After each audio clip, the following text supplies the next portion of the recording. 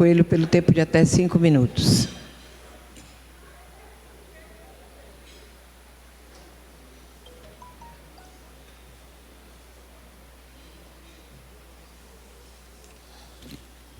Boa tarde, senhoras deputadas, deputados. Boa tarde, presidenta, deputada Maria do Carmen.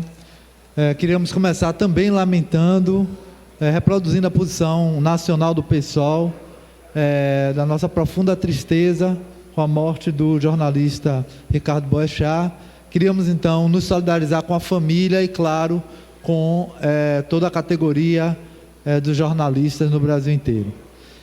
Bom, ocupo essa tribuna aqui, senhora presidenta, para tratar de uma questão que todo dia está nos telejornais, aliás, de forma direta ou indireta, sendo abordado pela grande imprensa nesse país com uma cantilena que realmente não para.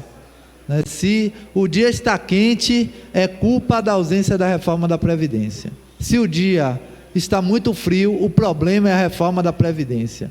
Não existe um dia em que a Rede Globo, a SBT, a Record, enfim, o grande jornalismo no Brasil não bata nessa cantilena de que é preciso fazer esta reforma da Previdência para que nós possamos pensar em garantir o direito, um direito fundamental do povo brasileiro. Talvez, com certeza, a sua principal garantia, que é a de uma velhice que tenha um mínimo de dignidade.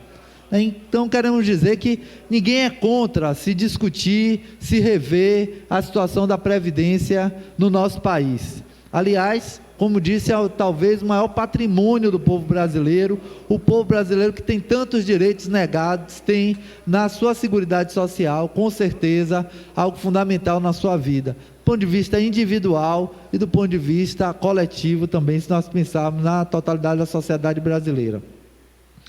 No entanto, o que nós percebemos que a intenção dessa reforma é fundamentalmente da retirada de direitos, né? E ela parte de pressupostos que são absolutamente questionáveis. O primeiro foi completamente desmoralizado pela CPI da Previdência Pública, que foi conduzida com muita maestria pelo senador Paulo Paim, que mostrou com dados como a Seguridade Social do nosso país, na verdade, não é deficitária, né? A Seguridade, ela é superavitária.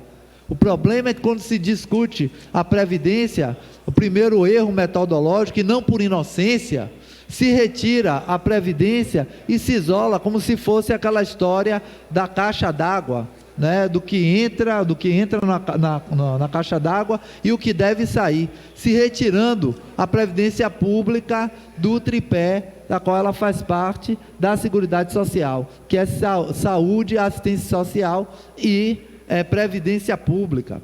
Olhado por essa perspectiva, nós temos um conjunto de fontes que devem sustentar a Previdência do nosso país e que são desconsideradas hoje pelos grupos dominantes para repetir essa cantilena, como eu falei aqui. A segunda questão é que se desconsidera a chamada DRU, a desvinculação das receitas da União.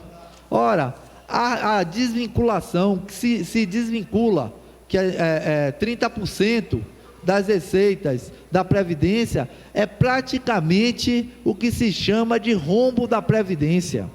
Ou seja, se o que deveria, né, estar sendo empregado na Seguridade Social no nosso país fosse empregado, não existiria nenhum sentido para se falar de rombo, deputado Jacob. Essa é que é a realidade. E por fim, não se fala dos grandes devedores.